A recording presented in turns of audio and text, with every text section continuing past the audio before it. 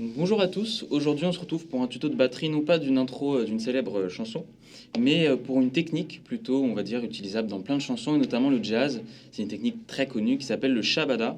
Donc le shabada, c'est une technique en ternaire, donc c'est-à-dire que c'est pas comme le binaire où on divise un temps en deux, mais là on va diviser le temps en trois.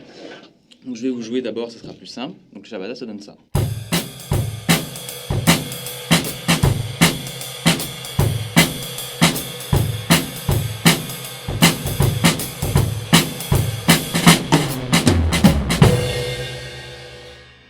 Donc voilà ce que ça donne le shabada. Donc le shabada, il est déjà basé sur un shuffle à la ride. Donc le shuffle, c'est quoi? C'est quand on joue des triolets à la ride. Donc si je joue des triolets, donc c'est 3 croches par temps, ça donne ça. Et on va jouer que la première et la troisième croche, ce qui va faire donc du coup un silence au milieu. Donc ça va faire ça.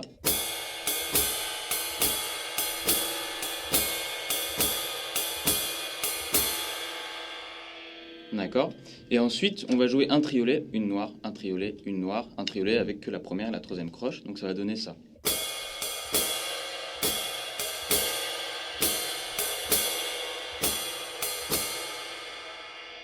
Et bien sûr, dans les faits, le shabada est un petit peu plus rapide. Et la particularité très reconnaissable de ce riff du shabada, c'est que le charlet ne va pas faire tous les temps, mais seulement le deuxième et quatrième temps. Donc je vous montre ce que ça donne, ça fait ça. Donc en gros, la noire, pas de shabada. On commence sur la noire d'ailleurs, le shabada. Et le triolet, le début du triolet, le shabada. Parce que le triolet est sur le deuxième et quatrième temps, la noire est sur le premier et le troisième temps. Donc ça va faire ça.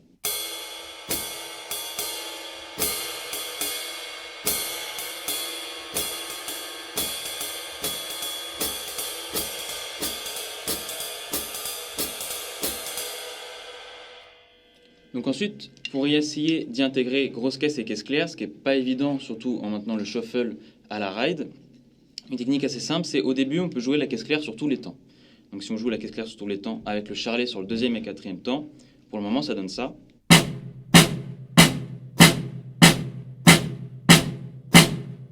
Et ensuite, on y intègre la ride.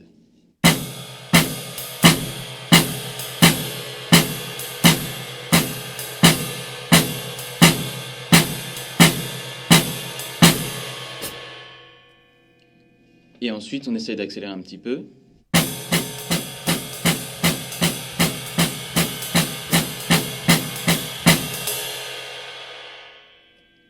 Ensuite, en deuxième partie, ce qu'on peut faire, c'est faire la caisse claire, non plus sur le temps, mais à contre-temps. Donc ça va faire ça.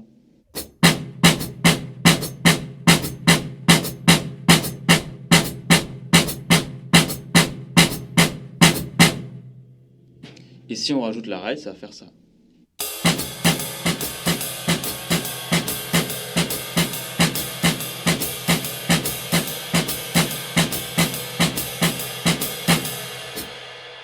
Et ensuite, ce qui est intéressant, c'est d'enchaîner une mesure avec la caisse claire sur les temps et une deuxième mesure avec la caisse claire à contre-temps.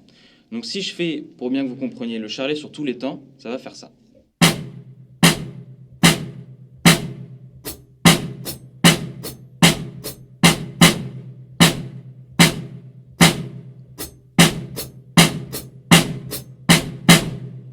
Donc maintenant, on intègre un charlet que sur le deuxième et quatrième temps et la ride, et ça fait ça.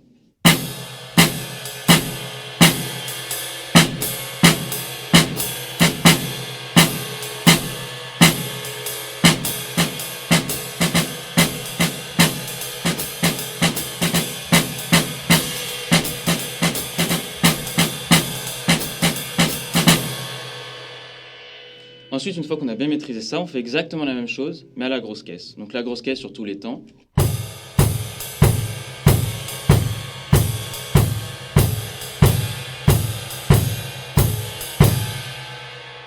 La grosse caisse à contre-temps. Tu peux refaire, du coup, Renaud. Donc la grosse caisse à contre-temps.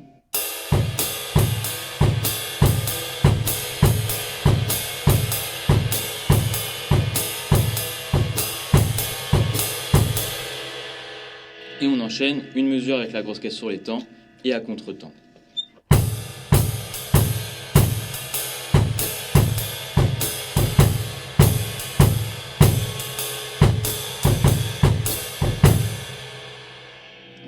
pour la refaire, Renaud, je me suis foiré sur la grosse caisse.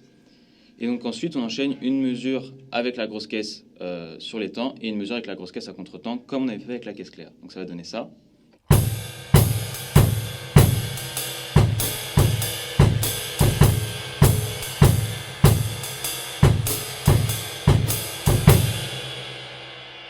Ensuite, une fois qu'on a bien maîtrisé ça comme la caisse claire, on peut l'accélérer. Et une fois du coup qu'on a bien travaillé cette indépendance avec la caisse claire en même temps que le Shabada, parce que vous allez voir, ce qui arrive souvent, c'est qu'on part en shuffle tout le temps. On oublie de faire cette pause assez importante dans le Shabada avec la noire. Une fois qu'on a bien acquis cette indépendance, il suffit juste de mixer un peu de grosse caisse et de caisse claire et on a un Shabada déjà pas mal. Donc ça va faire des trucs comme ça. Donc ça va donner des choses un peu comme ça.